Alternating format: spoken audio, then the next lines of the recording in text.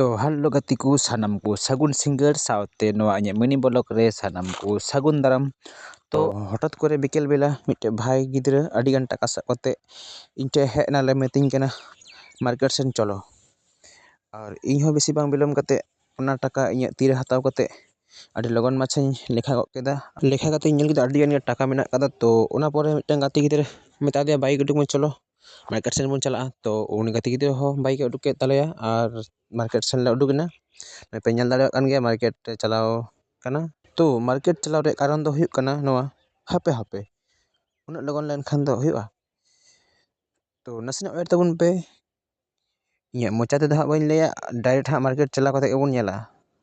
अरे बाबा और हो मार्केट चला ऑक्तो रे हाने रेल गेट मातो ñरू कान। तो ओंडे और कट्टी गान ले देरियनते थोड़ा रे बिलम ñो ना ओने गेट लगाव कना गाड़ी पारमो कना। तो चलो हाँ नसेना वेट तबुन पे सेटल कना ले मार्केट ते। तो चला चला ते और मिट्टे अडी नापाय दृश्य ले ñel ñाम किदा। तो ñेलेत गया पे नोआ दो हुयुग कना जयचंडी पहाड़। तो अडी मज व्यू तो कट्टी गान में दिन देखावा पे सनाम होड़ गे। तो फाइनली नॉय बाजार तेले सेटल कना आ कट्टी गान खान गेले बोलायना। तो नसेना वेट तबुन पे नसेना नॉय तो और कट्टी गान सबुर पे नसेना ñel में हाँ सेटल केदा बुन नेतो गे हाँ। तो फाइनली बुन सेटल केदा आबुआ जहाँ तहे कना मार्केट हजू रे कारण दो नॉय पे ñेलेत गया मोबाइल बाजार। तो अड़ी दिन खुना गे भाई गिद्रा मोबाइल किरिंग लगे मने तहना। तो तेहिन दो फाइनली भाई आगु होइना मोबाइल दुकान ते।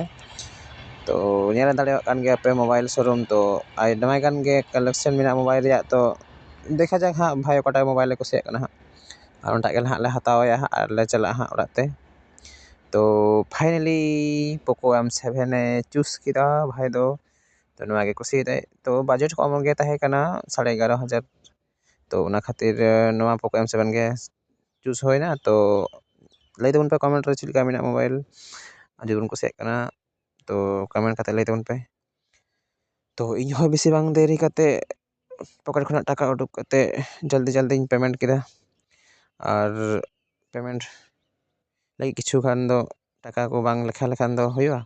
तो उना खातिर किछु टाका लेखा कते इन मेनदा पेमेंट के भागिया कारण टाकार पेपर कना। तो पे ñel दाड़े कान गया टाका को पेमेंट केदा और तो फोन मतो हताव होयन गया सावते ओना बिरयानी बांग जम लेखान की हुयुआ। तो बाजार चला लेनखान बिरयानी दो लगा गया। तो ओना खातिर आले देरी कान गया आयमा गे। तो ओना खातिर आले पे प्लेट बिरयानी ले किरिंग केनते ओड़ा ले हेना मेनदलो। तो आयमा गेले देरी कान तहना। तो निदेन गया। तो मा ताहले मिनी ब्लॉग दो नोडे धाबी गे तहे कना और दिलाबुन सनम हर मिल गे बिरयानी बुन जम गोदा और बुन जपी गोदा।